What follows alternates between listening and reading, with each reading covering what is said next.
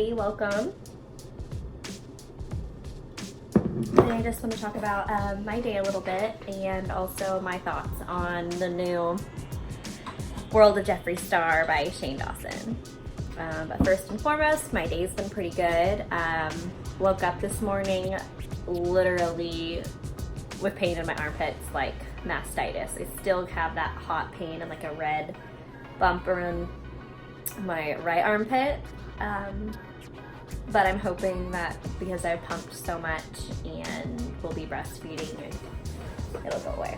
But that is how my day started. Pumped 30 ounces right off the bat. I ate half of an entire pizza, a pumpkin spice bagel with whipped cream cheese.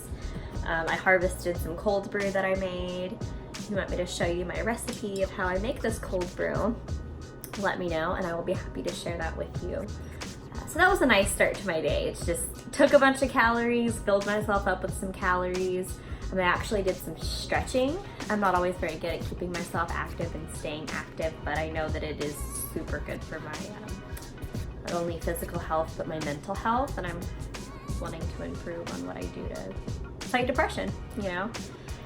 What else did I do today? I'm working on trying to clean my walls. It's something that I haven't really been into, but I have a 1-year-old and I think it can be beneficial for his health. So that's a new venture. If you have any wall cleaning tips, let me know, please. So lately I have been, let's see, we're getting a message here. Really curious about what was gonna go on with the Jeffree Star Shane Dawson collab. At first I thought, you know, it's gonna be Shane doing makeup tutorials, and I was like, oh shit, it's gonna be like the Kylie skin review and just dumb where he's eating makeup or some crap. Things kept leaking, whatever. Here it is, it's out and about. I'm really excited for the idea. I love that it is gonna expose makeup artists, the fact that they're gonna be showing the process, what products cost, so by proxy we'll know what they sell for. We're gonna know literally exactly what they make off of us if we were to buy the product, which is cool because then it makes you decide, hey, do I wanna invest into this company? Do I not? Whatever. So the things that bug me so far on this is how much Shane touches his face. I can't handle it. He's always talking about his insecurities, that he doesn't have the best skin, that his skin's very sensitive. That's why during the Kylie skin review, he said it was, you know, products were tingling, probably because of his sensitive skin, which I completely believe. But then don't touch your face. Not only that, but at one point in episode 2, that was just uploaded, he puts his hands in his pants. He's in the middle of a business meeting to decide, you know, how many palettes, you know, basically the first business meeting of his new makeup launch that they're working on. And he puts his hands down his pants, and then what does he do after? Now, if there's not some underlying messages, then I'm batshit crazy.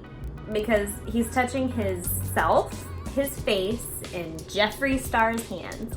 Episode 1 and episode 2, multiple times they're holding hands, like very, very like emotionally dependent on each other, which makes me nervous for them because I know that when relationships build and begin that way, it can make them crash really hard if they end up burning. So that's something to be looking out for us as well. While we're on the topic, I wasn't quite sure what to think about Ryland being uninvited in episode 1 to one of the meet and greets that you saw. Maybe you saw, maybe you didn't. He had originally clearly been invited by Shane, and then as Shane's getting ready to leave and go, he lets him know, hey, you know, this is just, you know, something Jeffree Star and I are doing together. I think it would be best if you didn't go. I firmly believe that that was Jeffree Star's idea, because I don't think Shane would have just invited Ryland if he didn't want him there. You know what I mean? So, and then with him needing so much emotional support on the airplane and popping Xanax, you know, you would have thought Jeffree would be like, absolutely, you know, bring your man, you know, whatever makes you feel most comfortable. It just seemed a little bit like gross to me, just a little bit.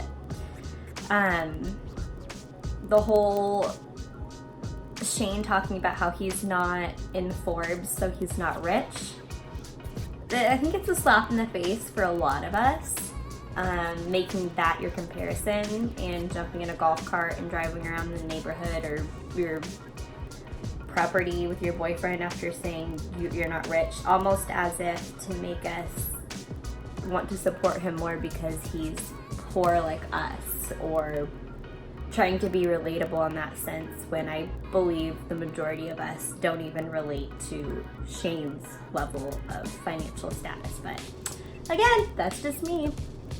And if you think something different, let me know. I just don't think it's a good play if he's trying to play on that for sales or sympathy or relatability. I don't think it's a very good choice, you should say. So, the tea bag. Did you guys see that damn tea bag that they found while they were walking out of one of the warehouses? And you know how a lot of like yogi teas, they have little inspirational quotes on the tags. They found one that had an inspirational quote. Cracked me up. I think that was one of the funniest moments. But they're all holding it and touching it and holding it into each other's hands, saying it's a sign, it's a sign. And then what is Shane doing? Rubbing his face. And I think that if he's going to be learning makeup and he's going to be, you know, advocating these kind of things, he needs to set an example. He needs to be aware of himself, you know? And this also ties into something that I feel hugely, you know, very strongly about, is the fact that everything that he does is so centered around how he looks and how he feels like if he's gained weight.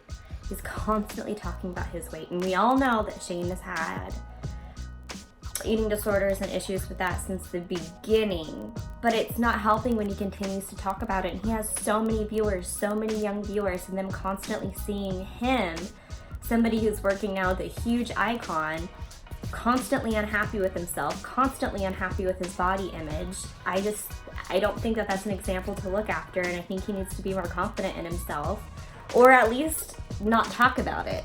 You know, that could be triggering his audience that also struggles with the things he does.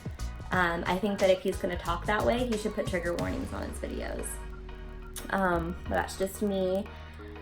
For the rest of the day, I am folding the rest of my laundry in the dryer, running a couple of errands, and getting ready for tomorrow morning, starting bright and early.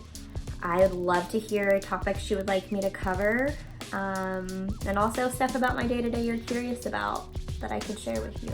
So thank you so much for watching, and I'll see you soon. Bye.